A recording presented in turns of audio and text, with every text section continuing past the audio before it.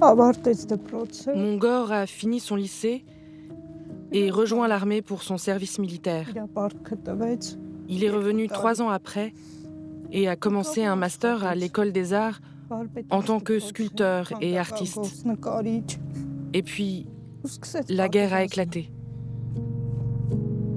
Il y a eu une explosion et Gor était dans la voiture. Le 7 novembre, mon mari a reçu un appel pour dire qu'ils avaient trouvé son corps. Et le 8 novembre, on l'a enterré.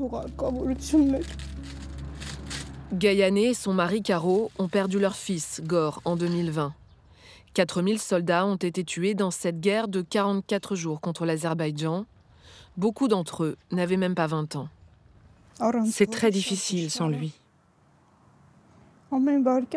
Chaque seconde, j'ai l'impression qu'il est là. C'est vrai qu'on a perdu notre protecteur, notre soutien. Le couple, qui habite un petit village à 1 heure de Yerevan, a aussi 2 filles. Et malgré leur âge, 45 ans pour elle et 46 ans pour lui, ils viennent de prendre une grande décision. Peut-être que c'est le moment d'avoir un nouvel enfant et de l'appeler Gor, comme mon fils. Ce serait une façon de le faire revenir parmi nous. Avec ce nouveau bébé, quelque chose va changer. On va pouvoir assurer notre descendance.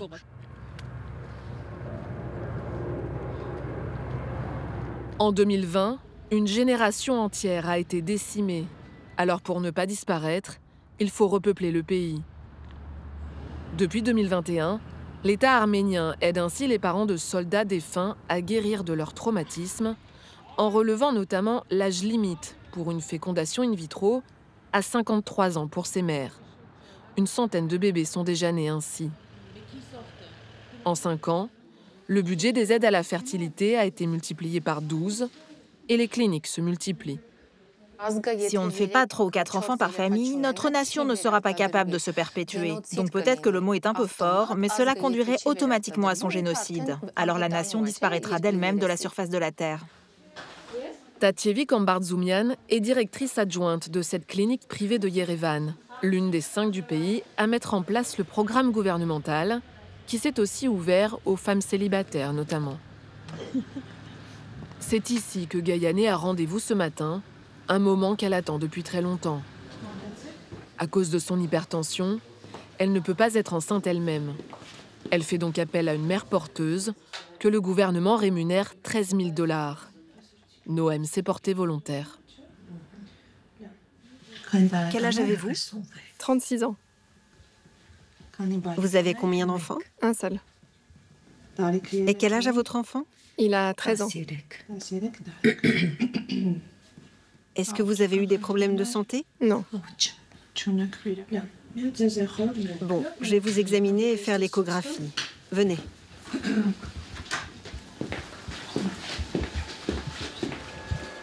Votre ovaire gauche a été retiré? Oui, c'est ça. Là, on regarde l'utérus de la mère porteuse pour vérifier que tout est normal. On regarde aussi ses ovaires et puis la paroi de l'endomètre, qui doit être épaisse et de bonne qualité pour qu'elle puisse tomber enceinte. La demande de mère porteuse est bien plus importante que le nombre de candidates. Gayane et Caro ont mis 1 an à trouver Noem, par l'intermédiaire d'une amie d'un village voisin. Mère célibataire divorcée, elle vit avec ses parents handicapés, mais garde son projet secret pour l'instant. Ça a été très difficile pour moi de me décider. Franchement, si je ne portais pas seule la charge financière de tout le foyer, de mes parents, de mon fils, de la maison, je ne le ferais pas. Noem craint les rumeurs, qu'on l'accuse plus tard d'avoir abandonné un enfant. Gayane, elle, est rassurée par l'examen du jour et se projette. Comme la plupart de ses familles, elle n'envisage pas autre chose que d'avoir un garçon. Je sais qu'ils veulent un garçon. Est-ce qu'ils peuvent choisir? Ne posez pas cette question face à la caméra. Presque toutes les familles que nous avons rencontrées ont de fait eu des garçons.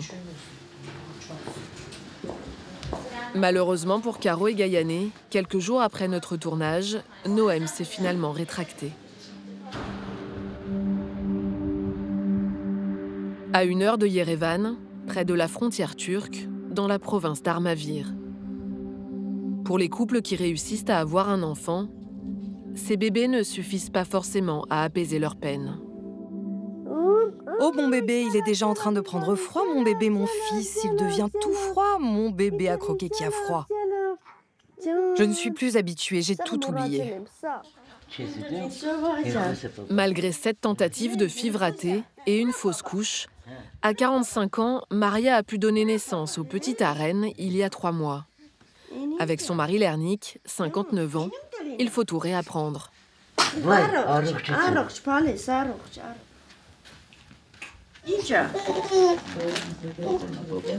Dès qu'il vient sur moi, il arrête de pleurer.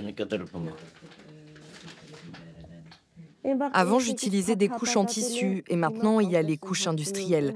Pour mes autres enfants, j'allaitais et là, pour lui, j'utilise le biberon, mais c'est difficile pour moi. J'ai aussi 45 ans. J'ai tout le temps envie de dormir. Je me fatigue très vite.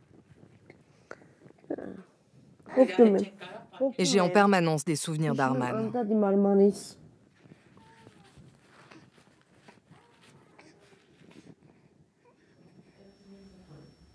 Arman, leur premier fils, est porté disparu depuis le bombardement de son convoi en octobre 2020. Tiens, embrasse Arman. Quelque temps après, ses parents sont contactés par des Azéris qui disent le détenir et demandent une rançon, puis le contact se perd. Maria et Lernik restent convaincus que leur fils est vivant, ce qui rend leur deuil impossible. J'ai vraiment honte. Maria commence tout juste à sortir avec Aren. J'ai l'impression que tout le monde me regarde. Mes voisins, ils peuvent se dire que j'ai perdu un fils, mais que je donne quand même naissance à un autre bébé.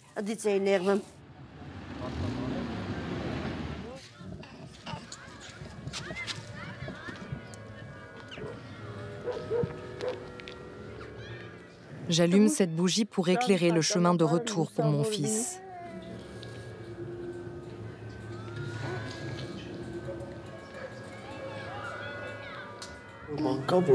Qu'est-ce qui pourrait vous aider à surmonter votre deuil?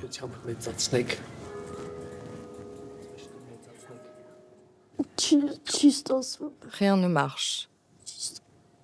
Je n'ai jamais pris autant soin d'Aren que de mon Arman. Toute mon attention et mon esprit sont tournés vers Arman. Mes pleurs et mon deuil affectent beaucoup ce bébé, alors que ce n'est pas de sa faute. Il est innocent.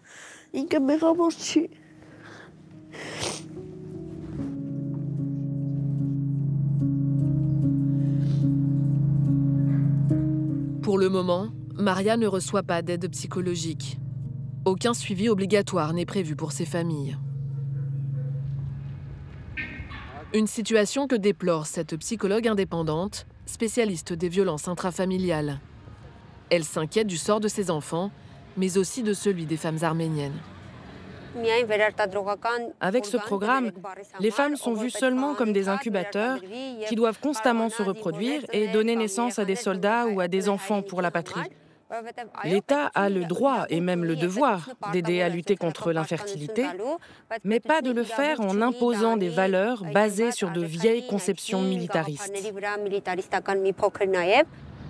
Une critique qu'elle fonde notamment sur des critères utilisés au tout début de ce programme pour cibler spécifiquement certaines catégories de la population, à commencer par les familles de militaires. Comme au début, le budget était bas, on a donné la priorité à ce type de famille. Et pour nous, les familles qui vivent près de la frontière étaient aussi une priorité car elles protègent notre territoire. L'an passé, nous avons eu 540 naissances, ce qui n'est pas un chiffre négligeable, je pense, pour un petit pays comme le nôtre. Des nouveau-nés qui, pour les familles de soldats défunts, sont autant une forme de consolation qu'une nécessité pour le futur de l'Arménie. Heureusement, pour la soulager, Maria peut compter sur sa fille, qui habite avec sa famille à quelques maisons de là.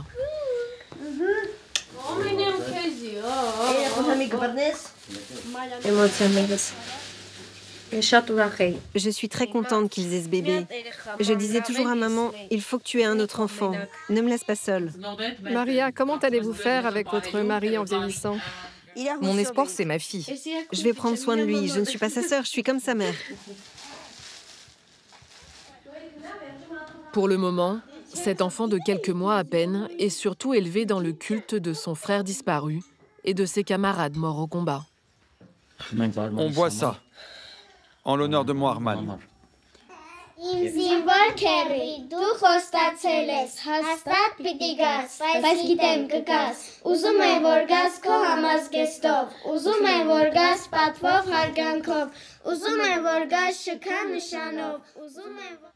Je veux faire ce toast debout. Maintenant, je veux boire pour tous nos garçons qui ont donné leur vie pour la patrie et dont les âmes victorieuses volent dans le ciel.